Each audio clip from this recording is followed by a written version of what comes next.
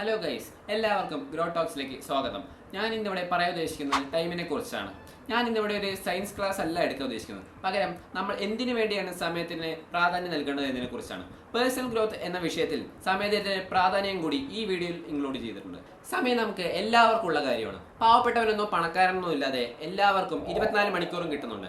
പക്ഷേ നമ്മൾ അതിനെ എങ്ങനെ മികച്ച രീതിയിൽ ഉപയോഗിക്കുന്നു എന്നുള്ളതാണ് കാര്യം. നമ്മൾ ടൈമിനെ കുറിച്ച് പറഞ്ഞു. ഇനി ടൈമിന്റെ ശരിക്കുമുള്ള മൂല്യത്തെക്കുറിച്ച് പറയാം. കാശ് പോയാൽ തിരിച്ചെടുക്കാൻ കഴിയും, പക്ഷേ സമയം പോയാൽ പോയതാണ്.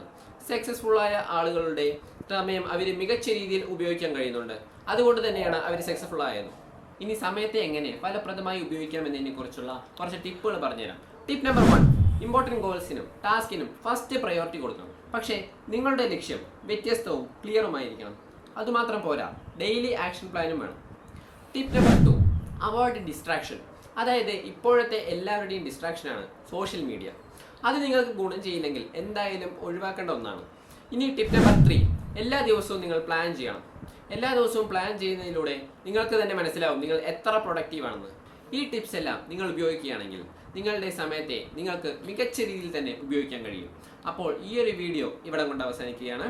അടുത്തൊരു ഫിനാൻസ് എന്ന് പറയുന്ന ടോപ്പിക്കുമായി ഞങ്ങൾ വരും വരെ നിങ്ങൾ കാത്തിരിക്കുക.